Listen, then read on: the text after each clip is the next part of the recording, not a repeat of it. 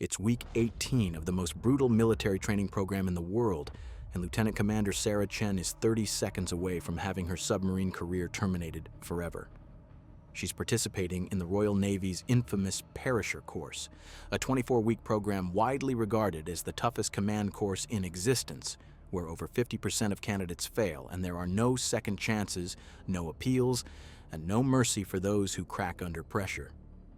Chen maneuvers her nuclear submarine through a simulated enemy harbor with less than 6 meters of clearance between her sail and passing ferries overhead, while an enemy warship uses active sonar to hunt for her position. One miscalculation, one moment of hesitation, and her entire submarine career ends instantly. No appeals, no remedial training, no opportunity to try again. The teacher, evaluating her performance, has the absolute authority to destroy decades of naval training with 2 words: you've failed. This is the reality facing every sailor who volunteers for submarine service. Months of training so intense that it breaks some of the military's most promising officers before they ever command a submarine in enemy waters. The preparation begins with an 8-week introduction to submarine operations, followed by a full year at nuclear power school, combining classroom torture with hands-on instruction that eliminates candidates who lack the mental toughness required for underwater warfare. Those who survive the academic gauntlet face high-risk trainers where they must patch flooding compartments before drowning, fight fires in confined spaces, and learn to escape from disabled submarines resting on enemy ocean floors. The training scenarios replicate warlike conditions, with multiple emergencies cascading simultaneously, while candidates operate under psychological pressure that mirrors actual combat stress. The brutal selection process exists for one critical reason: preparing submarine commanders for 6-month deployments in enemy waters where mistakes don't just end careers. They kill entire crews and potentially trigger international incidents. Every drill, every simulation, and every evaluation prepares these warriors for scenarios where they'll operate alone beneath hostile seas, with no backup, no rescue, and no room for the kind of errors that brutal training is designed to eliminate. Today, we're revealing the extraordinary preparation that transforms ordinary sailors into submarine commanders capable of surviving months beneath enemy waters. The Royal Navy's Submarine Command Course, infamously known as the Perisher, represents the ultimate test of submarine command capability, a 24-week psychological and tactical crucible that has been destroying naval careers since 1917. Created during World War I to address the catastrophic attrition rate of submarine commanders who were dying faster than knowledge could be passed between officers, the course established a reputation for brutality that continues to terrify submarine officers across Allied navies more than a century later. The statistics tell a story of systematic elimination that would be considered cruel in civilian contexts. Over 50% of candidates fail the course, and failure means immediate termination of submarine service with no appeals process, no remedial training, and no second chances. The course operates under the absolute authority of a single individual known as the teacher, a hand-picked former commanding officer whose word determines whether decades of naval training continue or end with 2 devastating words: you've failed. What makes the Perisher uniquely terrifying isn't just the high failure rate. It's the warlike scenarios that push candidates beyond every reasonable limit of human decision-making capability. In one documented exercise, candidates must navigate their submarine into an enemy harbor to lay mines while maintaining less than 6 meters of clearance between their sail and ferries passing overhead, with even less distance between their keel and the harbor floor, all while enemy warships use active sonar to hunt for their position. The course structure combines classroom instruction with increasingly intense practical evaluations designed to identify candidates who lose situational awareness under pressure, demonstrate narrow focus during complex operations, or show over-reliance on single tools when managing multiple simultaneous threats. Students progress through 4 distinct phases: initial simulator training ashore, learning at sea under controlled conditions, advanced tactical instruction covering rules of engagement and evasion procedures, and the final cockfight, the career-defining evaluation where the teacher assesses each candidate's ability to command independently. During the cockfight phase, candidates endure multiple warlike exercises with minimal respite between scenarios, testing not just their technical competence, but their leadership qualities under sustained psychological pressure. These exercises simulate the exact conditions they'll face during 6-month deployments in enemy waters.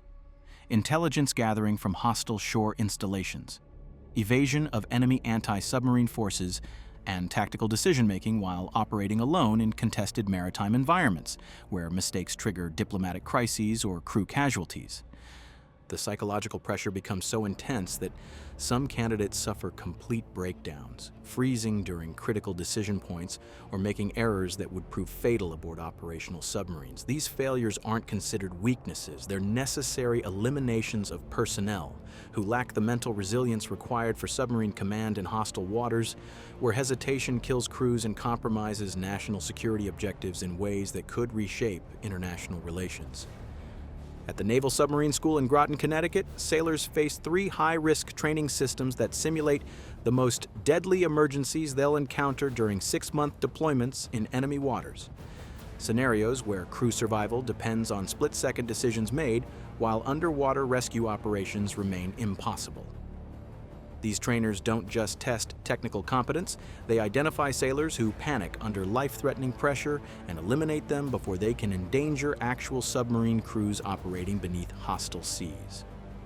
The firefighting trainer forces sailors to battle submarine-specific fires using specialized equipment designed for confined underwater spaces where traditional firefighting methods prove useless or deadly. Unlike surface ship fires that can be fought with abundant water and ventilation, submarine fires occur in sealed compartments where smoke becomes toxic within minutes, and standard suppression systems could suffocate the entire crew. Sailors must master the use of breathing apparatus that restricts vision and movement while fighting fires in spaces so cramped that escape routes become blocked within seconds, creating scenarios where firefighting success means crew survival and failure means death for everyone aboard. The damage control trainer presents even more terrifying challenges, requiring sailors to patch leaks and seal ruptured pipes before their compartment completely floods with seawater that would kill them and potentially sink the submarine. The training replicates the crushing water pressure encountered at operational depths, where small leaks become torrential floods within minutes, and standard repair techniques prove inadequate against forces that can crush human bodies instantly. Sailors work against time while wearing emergency equipment that makes precise movement difficult, learning to operate damage control tools while fighting panic responses triggered by rising water levels and the knowledge that failure means drowning in a steel tomb hundreds of feet underwater. The submarine escape trainer forces sailors to confront their deepest psychological fears about drowning while learning to escape from disabled submarines resting on enemy ocean floors, where rescue operations are impossible. Using a realistic 40-foot deep facility that simulates actual submarine escape conditions, sailors must master emergency breathing techniques, operate escape equipment while experiencing pressure effects that can cause unconsciousness, and demonstrate the mental discipline required to execute complex procedures while their survival instincts scream for immediate surface ascent. What makes these high-risk trainers particularly brutal isn't just their physical demands. It's their psychological realism in preparing sailors for scenarios where they'll operate alone in enemy waters with no possibility of external assistance. The trainers eliminate candidates who freeze under pressure, panic during emergencies, or demonstrate the kind of hesitation that proves fatal during actual submarine casualties. Only sailors who maintain rational decision-making while confronting simulated death earn qualification for submarine service in hostile waters where such emergencies become life or death realities rather than training exercises. Nuclear Power School represents the most academically demanding military training program in existence. A full year of combined classroom instruction and hands-on reactor operation that breaks some of the Navy's most intelligent candidates before they ever set foot aboard an operational submarine. This isn't typical military education, it's graduate-level nuclear engineering compressed into a time frame that would challenge PhD students, delivered at a pace designed to eliminate anyone who lacks the intellectual capacity to operate nuclear systems during life-threatening emergencies in enemy waters. The academic torture begins with nuclear physics concepts that most civilian engineers never encounter: neutron flux calculations, reactor kinetics equations, and thermodynamic principles governing systems that operate at temperatures and pressures capable of instantly vaporizing human bodies. Students must master thousands of technical specifications with perfect accuracy, perform complex mathematical calculations without electronic aids, and demonstrate understanding through examinations where passing grades require near-flawless performance. The intellectual pressure becomes so intense that some candidates develop stress-related medical conditions, while others suffer psychological breakdowns that end their naval careers before completion. What makes nuclear power school uniquely brutal is the constant awareness that every equation learned, every procedure memorized, and every safety protocol mastered could determine crew survival during actual submarine operations in hostile waters. Unlike civilian nuclear power plants with extensive backup systems and large engineering staffs, submarine reactors must be operated by small crews working in confined spaces where help isn't available, and mistakes create radiological incidents that could contaminate entire ocean regions or trigger international crises. The hands-on training component involves operating actual nuclear reactors under conditions that simulate the stress and isolation of submarine operations during extended enemy water deployments.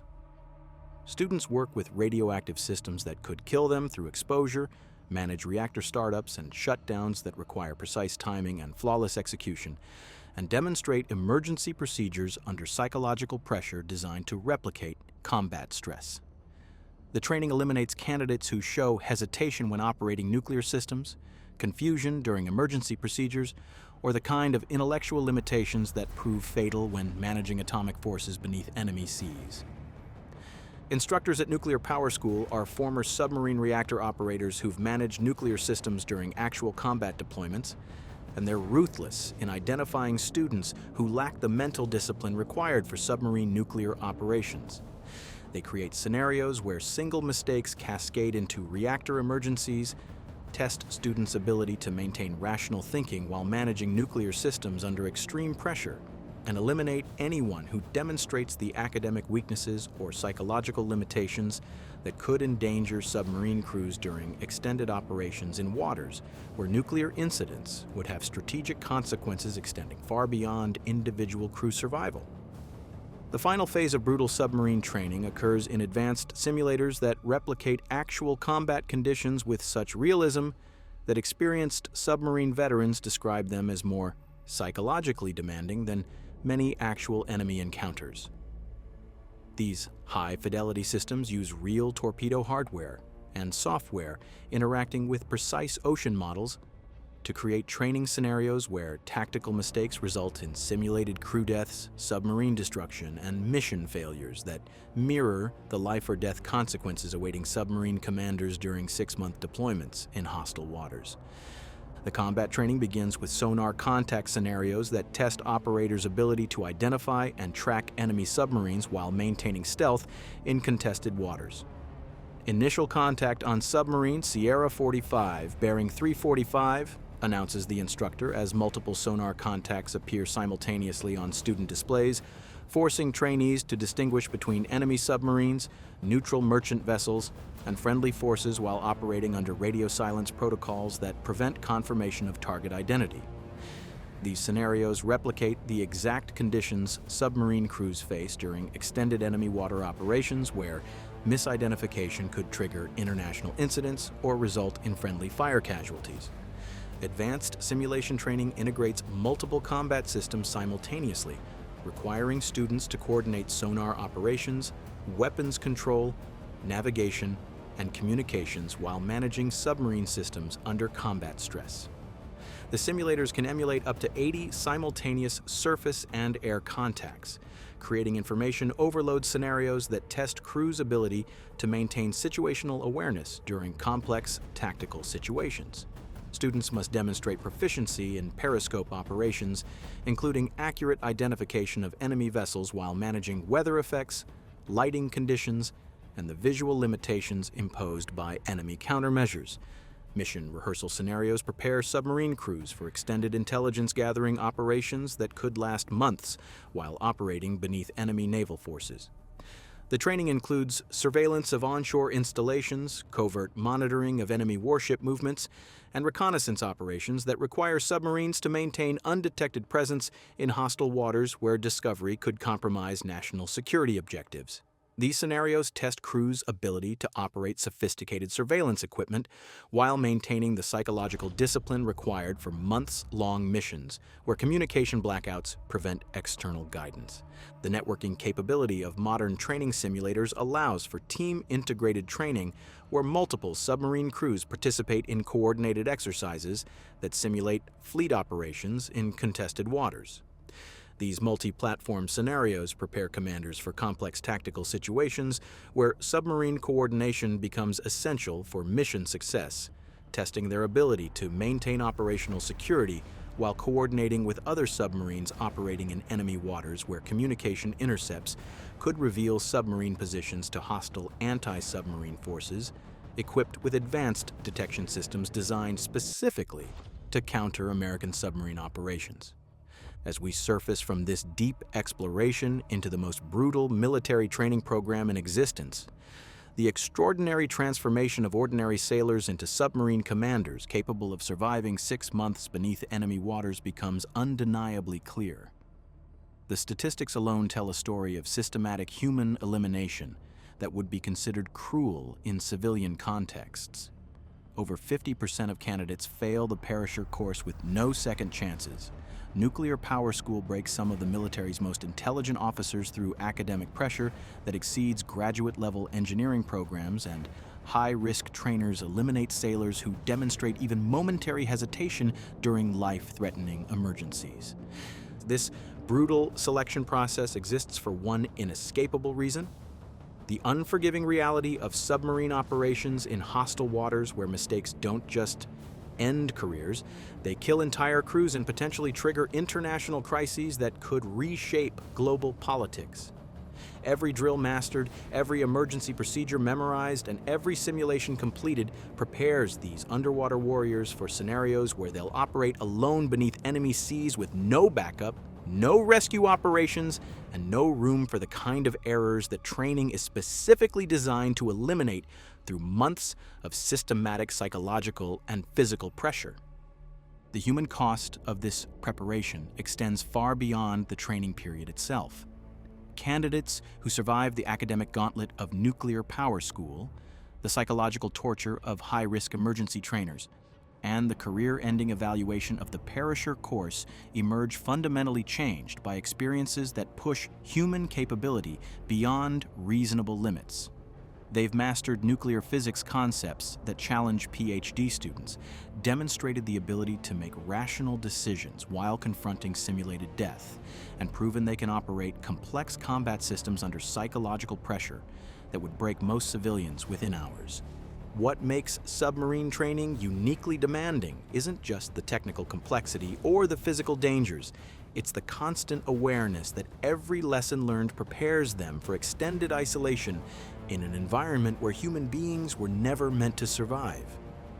These commanders will spend 6 months beneath enemy waters where communication with the surface world becomes impossible, where emergencies must be resolved without outside assistance, and where the psychological pressure of command responsibility combines with the physical stress of operating nuclear systems in spaces so confined that privacy doesn't exist, and natural human interactions become memories from another world. The strategic importance of this brutal training becomes clear when examining the global submarine warfare environment, where American underwater superiority depends entirely on crews whose preparation exceeds every reasonable standard of military training. Enemy naval forces actively develop anti-submarine capabilities designed specifically to counter American submarines, creating scenarios where only the most perfectly trained commanders can successfully complete extended missions in waters where detection means death or international incident. The retention challenges facing submarine forces reflect the long-term cost of training so intense that it changes people in ways that affect their entire lives. Many candidates who complete the program struggle to maintain relationships with civilians who cannot understand the psychological transformation required for submarine service, while others find that normal military assignments feel insufficiently challenging after surviving training that eliminates over half of all candidates through systematic pressure designed to identify and remove anyone who lacks perfect mental discipline. Yet submarine commanders continue to volunteer for this brutal preparation because they understand that their sacrifice serves a purpose larger than individual comfort or career advancement. In an era of increasing global tensions where underwater domains become critical battlegrounds for international influence, these elite warriors represent America's most sophisticated defense against threats that could emerge from beneath any ocean on Earth. Tonight, while most Americans sleep safely in their homes, submarine commanders trained through these brutal programs patrol beneath enemy waters. Their vessels powered by nuclear reactors, they learn to operate under impossible pressure, conducting missions that protect national interests while enduring months of isolation that would challenge human sanity itself.